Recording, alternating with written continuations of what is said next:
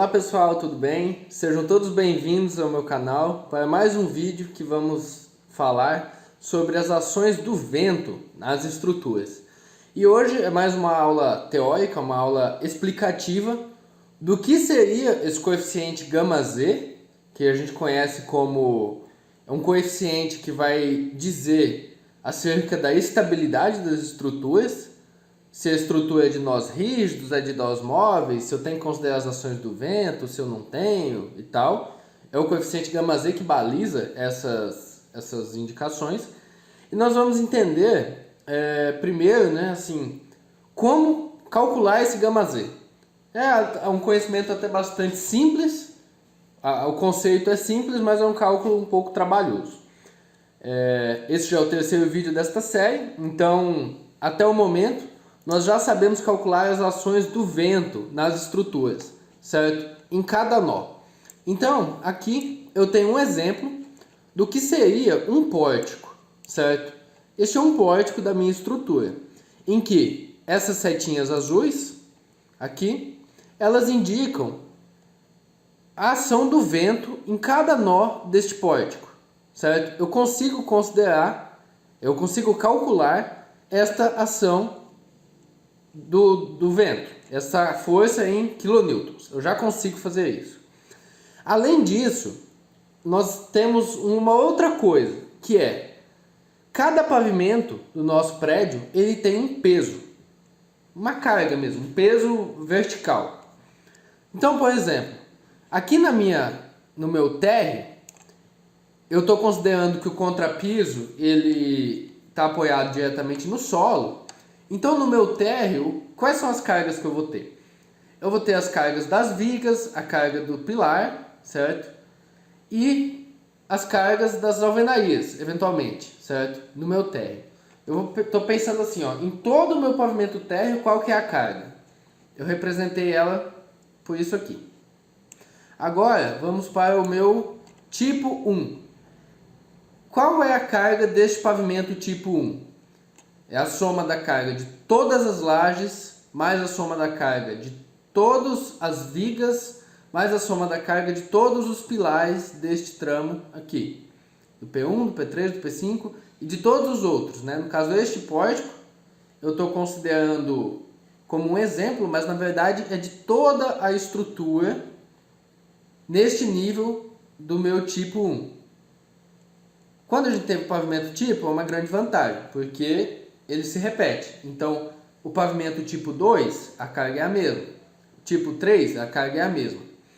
O que eu tenho que fazer basicamente é considerar uma carga resultante. É como se eu encontrasse uma carga resultante, que é a soma de todas as cargas que atuam na minha estrutura. Fazendo isso até o meu nível de respaldo. Quando eu faço isso, eu terei uma resultante de cargas horizontais, que são as ações do vento, que cada uma delas é aplicada nos nós a uma certa distância em relação ao ponto onde a minha estrutura é engastada, que no caso é na fundação. E eu tenho também uma resultante das minhas cargas verticais, certo? E eu transformo a minha estrutura toda nisso aqui. É como se eu transformasse toda a minha estrutura em um pilar, em que nesse pilar está atuando a soma resultante de todas as cargas do vento e a soma resultante de todas as minhas cargas verticais, que está sendo dada aqui pelo esse azul marinho, na verdade esse azul clarinho aqui, em cada nível. E o γz não é nada mais do que uma soma dos momentos de tombamento desse meu pilar. Por que momento de tombamento? Imagine que eu tenho uma carga vertical aplicada aqui. Ó. Imagine se essa carga fosse aplicada aqui, onde eu estou desenhando agora. Qual é o momento que essa carga gera se eu pegar em relação ao meu ponto A aqui? Lembrando, né? Vamos dizer que aqui seja uma carga P, que o meu ponto A, em verde aqui embaixo. Momento é igual a força vezes a distância. Se a força está na vertical, a distância tem que ser na horizontal. Qual que é meu momento aqui? É P vezes zero. Por que é P vezes zero? Porque eu não tenho deslocamento na horizontal aqui, quando essa carga P está aplicada desta forma. Mas, o que acontece quando eu aplico o vento na minha estrutura?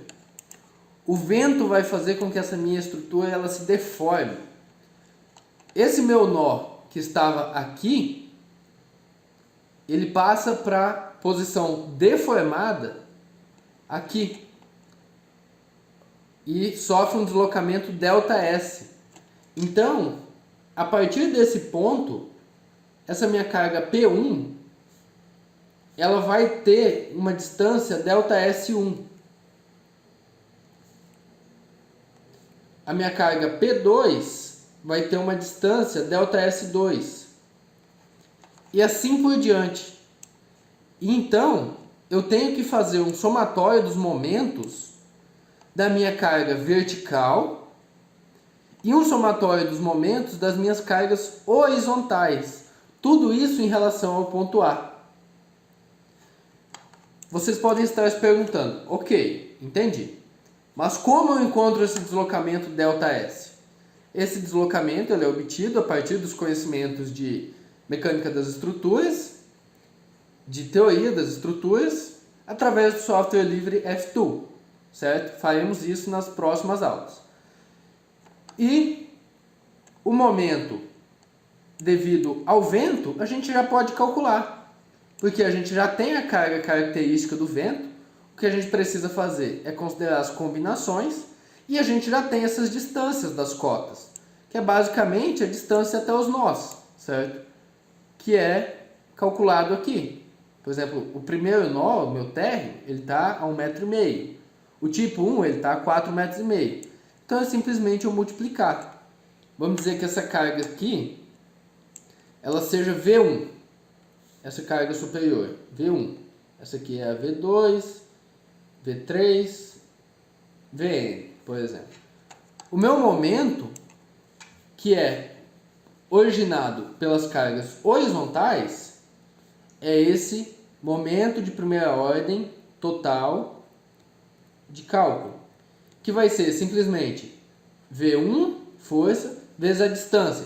Qual que seria a distância do meu V1? 15,5 metros. Nesse exemplo que eu estou fazendo, mais V2 vezes 13,5 metros, mais V3 vezes 10,5 metros. E assim por diante, até mais Vn vezes a minha cota N. Ok? Com isso, eu consigo obter o meu momento de primeira ordem total de cálculo, que é causado pelas forças horizontais, que são as forças de vento. Aqui entra um ponto importante, que temos duas combinações de vento. Por que temos duas combinações? Porque nós temos agora duas cargas variáveis. Nós temos a carga de vento, que é uma carga variável, e nós temos a carga de uso e ocupação da estrutura, que é uma carga vertical, que também é uma carga variável. Então, nós temos duas combinações últimas de cálculo para considerar o vento. Ok? Além disso, nós podemos calcular agora o nosso delta mtot de cálculo.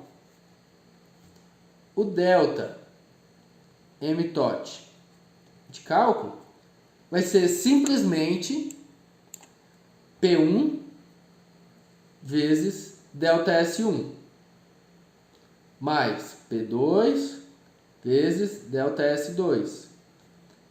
Vai assim por diante, mais Pn vezes ΔSN. Tendo esses dois valores, desses dois momentos, nós simplesmente jogamos nessa formulazinha e encontramos o γz.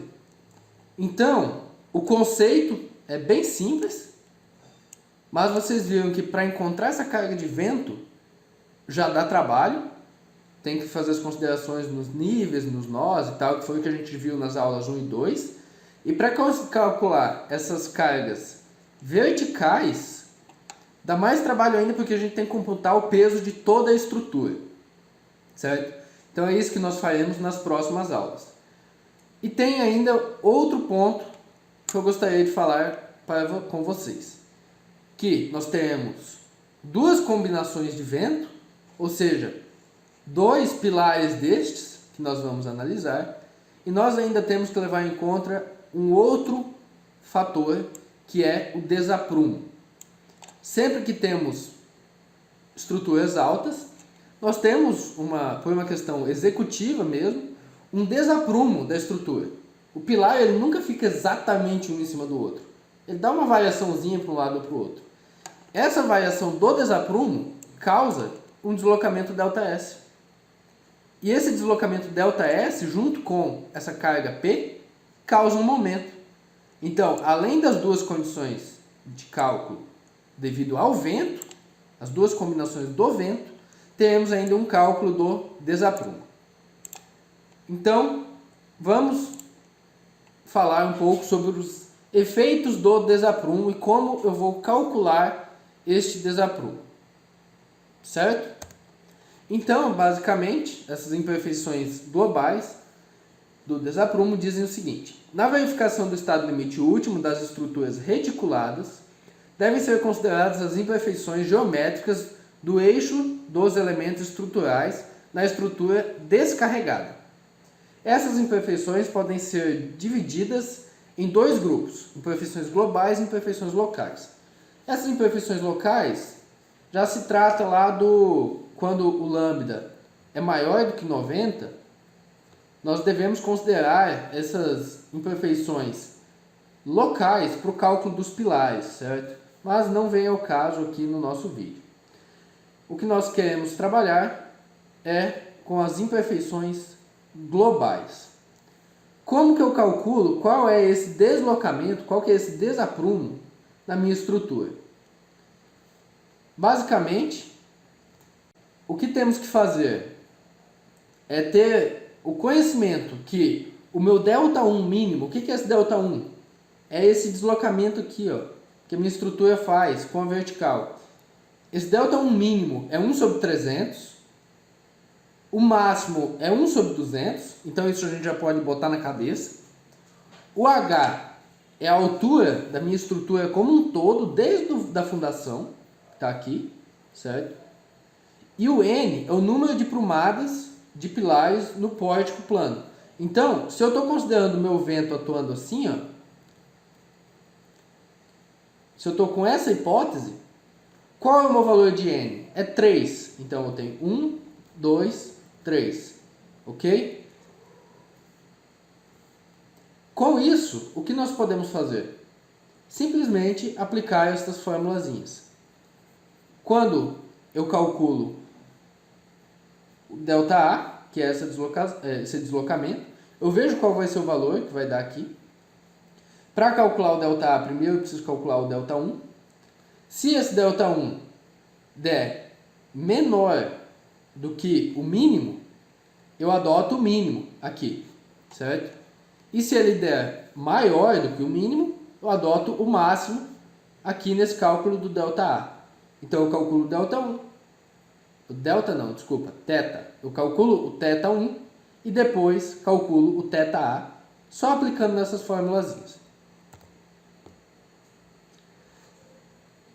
Para edifícios com predominância de lajes lisas ou cogumelo, considerar θA igual ao θ1.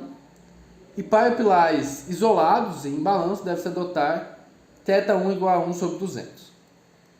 Não vem ao caso, né? Mas isso está lá na NBR 6123.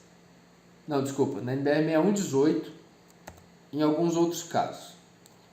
Agora, dentre aquelas três combinações que eu falei que nós temos que fazer, que é uma com as imperfeições globais e outra com as duas combinações que temos para o vento, entra esta consideração aqui, ó. A consideração das ações de vento e desaprumo deve ser realizada de acordo com as seguintes possibilidades. Quando 30% da ação do vento for maior que a ação do desaprumo, considerar somente o vento. O que é essa ação do vento? É aquele momento de tombamento que o vento causa. Se nas minhas duas combinações, 30% daquele momento causado pelo vento for maior do que o desaprumo, então eu calculo só o vento. Considero só o vento.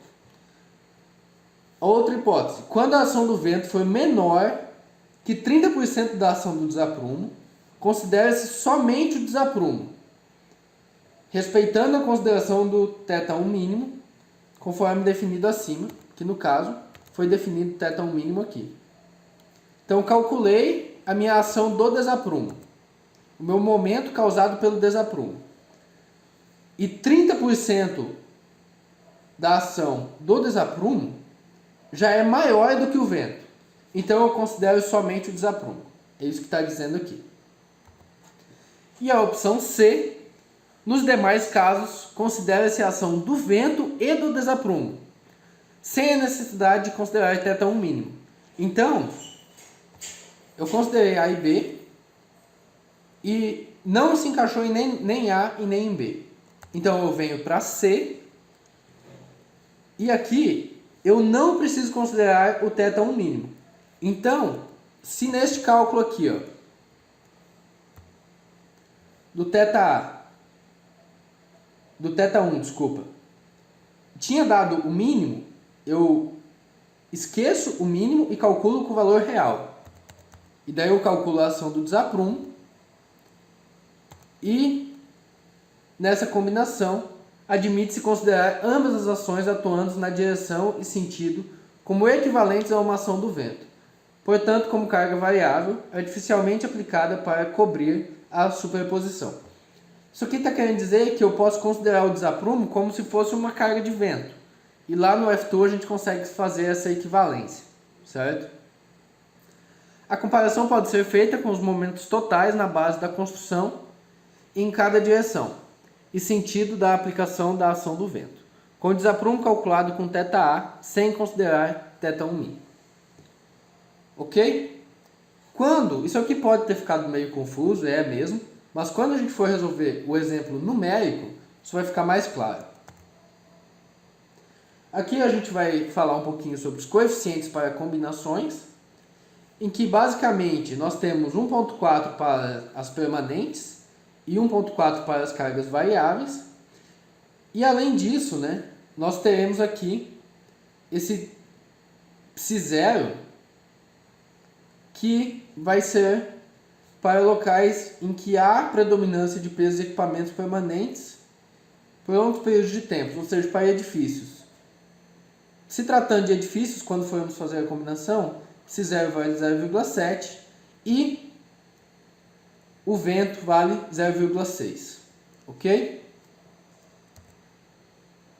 Aqui nós temos a combinação, que é basicamente 1.4 vezes minha carga de peso próprio. Esse coeficiente de deformação aqui devido à temperatura não entra no nosso caso, mais 1.4 vezes a nossa carga principal, certo? Minha variável principal, mais psi0 vezes a minha variável secundária. Então, vamos dizer que eu vou considerar o vento como principal. Então eu vou fazer, minha força de cálculo vai ser igual a 1.4 vezes todas as cargas permanentes, que entra peso próprio, mais carga de parede, mais revestimento, tudo que for permanente, mais 1.4, que vai multiplicar. Se o vento é a principal, eu vou colocar aqui o vento, mais psi0, que vale 0,7, vezes a minha variável secundária, que no meu caso aqui é o uso e ocupação. Esse 1.4 aqui ele vai ser distributivo, certo? Essa aqui vai ser a combinação se o vento é principal. E agora, se o uso e ocupação foi o principal. Neste caso, nós teremos que FD vai ser igual a 1.4 vezes todo o peso próprio, parede, revestimento, peso próprio concreto, tudo, toda a carga permanente, mais 1.4 vezes minha carga de uso e ocupação, mais o vento lá, se lembro de memória, é 0.6 vezes o vento. Só que aqui entra uma coisa bem importante. Quando estivermos calculando cargas verticais, o vento não atua. Certo? Então, acaba que esta carga aqui, ó, que tem uso e ocupação multiplicado por 1.4, ela vai ser a maior, ok? Só que, por outro lado, nós temos a combinação para fazer também só sobre as cargas horizontais, ou seja, só sobre o vento. Então, vai ter um momento, quando eu estiver fazendo isso das cargas horizontais, que o meu vento vai ser multiplicado por 1.4 e depois ele vai ser multiplicado por 1.4 e 0.6, que vai dar 0.83, se eu não me lembro, se eu me lembro bem. Então, por isso eu vou ter duas cargas horizontais diferentes de vento, uma para cada combinação, e duas cargas verticais da estrutura, também uma para cada combinação.